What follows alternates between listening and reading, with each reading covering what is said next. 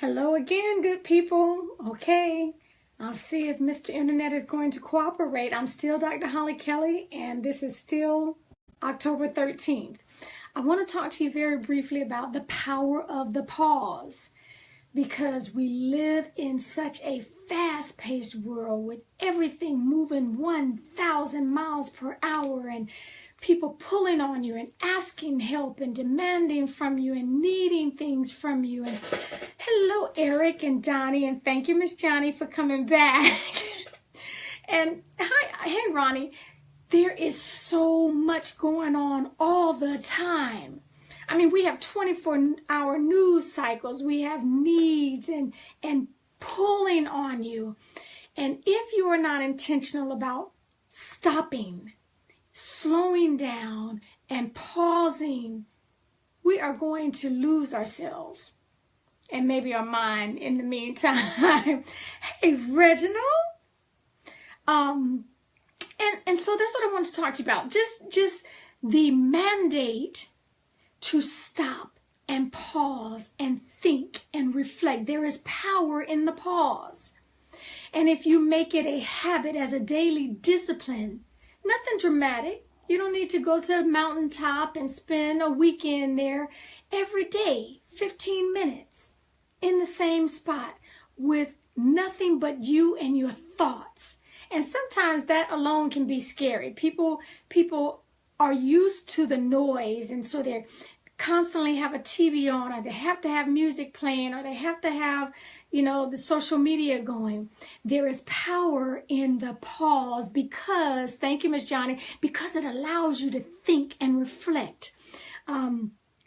I was reading something, and Jim Rohn said at the end of every day, we should play back our performance. And either we're going to applaud ourselves or we're going to prod ourselves.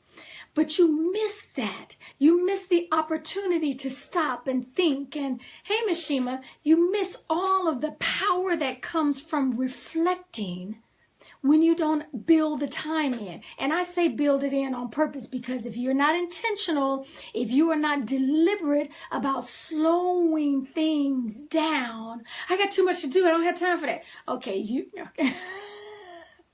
You're missing time. You're wasting more time if you don't have the time. Make the time, rather, to stop, reflect on what was happening. Hey, Sister Roan.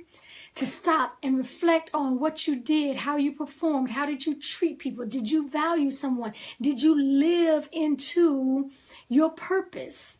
Did you live up to the values that you've set for yourself? Were you reacting all day long, or did you make time to stop and respond?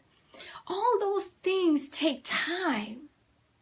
And the most successful people, and I'm on this one, I'm going to switch it up and say not as much successful. The most significant people in our lifetimes have built and built up the strength, the discipline, because that's what it is, have built the discipline to stop, reflect, and think. You know how a lot of people say, oh, my best ideas come in the shower. Okay, that's a miniaturized version of pausing and thinking. Okay, and I just want us to not miss the significance. Hey, Miss Stevie, and hi, Margaret. We are missing the significance of things when we do not slow down and think. I always say you will never get the right answer if you don't ask the right question. Right questions, correct questions, meaningful questions take time to develop. They take time to think into the question. I'll try and spend as little time as possible.